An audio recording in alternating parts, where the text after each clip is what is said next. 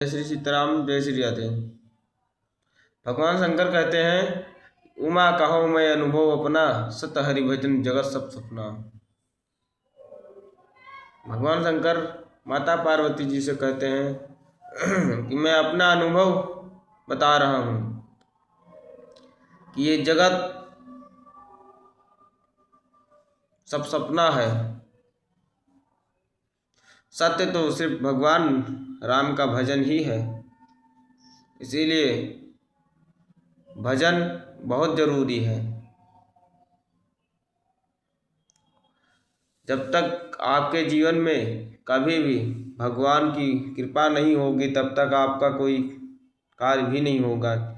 परिश्रम करो चाहे जितना भी, लेकिन कृपा के बिना काम बनता नहीं है। इसीलिए भगवान की कृपा इस जीवन में परम ही आवश्यक है, बहुत ही जरूरी है। जिस व्यक्ति के ऊपर भगवान की कृपा नहीं होती, उसे तीनों ताप को भोगना पड़ता है। तीन ताप कौन कौन से हैं? वैदिक, दैहिक, भौतिक। क्योंकि भगवान राम के राज्य में तीनों भी ताप किसी को नहीं लगता था।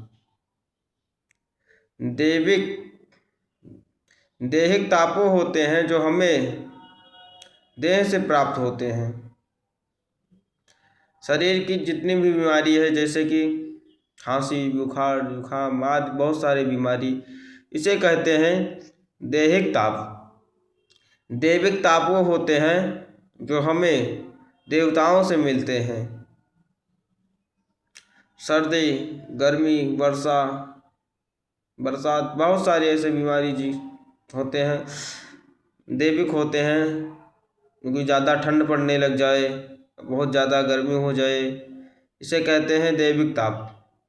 और भौतिक ताप वो होते हैं जो कहीं झगड़ा हो जाए या दुर्घटना घट जाए, गाड़ी आ रही है, उस गाड़ी से टकरा गए, इसे कहते हैं भौतिक ताप।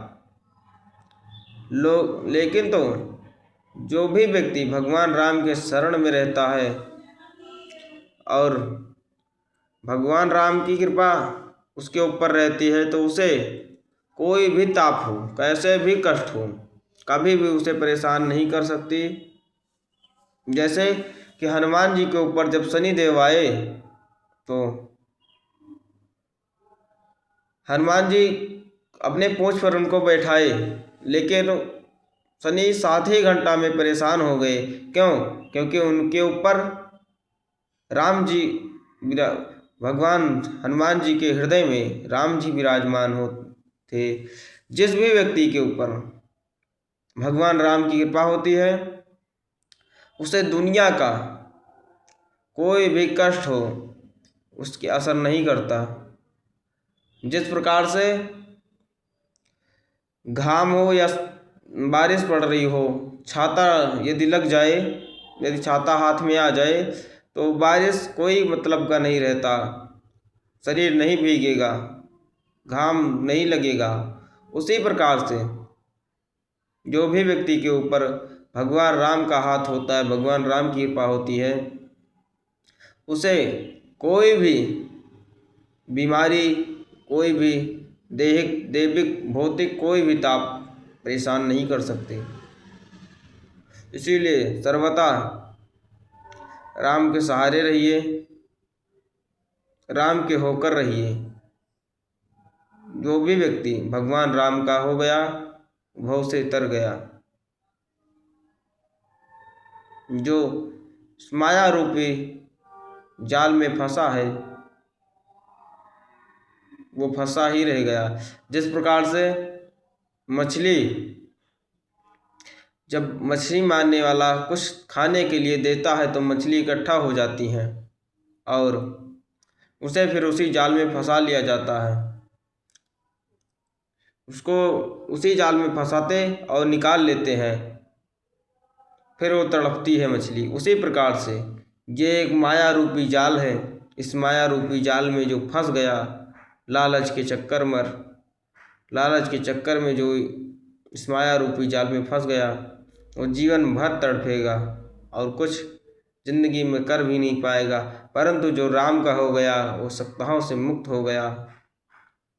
इसीलिए हमेशा भगवान का नाम, इस कलयुग में सिर्फ एक ही चीज़ बचा है, कलयुग केवल नाम आधारा, सुमिर सुमिर नर उतरहि पारा। न तप न दान न पुण्य कुछ भी हो नहीं पा रहा है इस कलयुग में। मन इतना चंचल है कि ध्यान हो नहीं पा रहा है। इसीलिए नाम जप ही सबसे अच्छा कार्य है। काम करते रहिए, नाम जपते रहिए। चाहे आप आलस में नाम जप कीजिए, चाहे जैसे ही जाप कीजिए।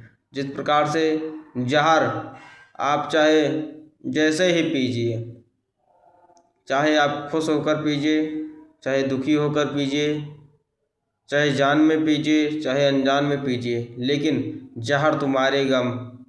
तो जब जहर मार सकता है तो भगवान राम का नाम भी ऐसे है कि चाहे आप जान के लीजिए, चाहे अनजान में लीजिए, चाहे खुशी होकर लीजिए, चाहे दुख में लीजिए, भगवान राम का नाम सर्वथा आपका कल्याण करेगा। इसीलिए हमेशा राम के होकर रहिए। जय श्री सीताराम, जय श्री राधे।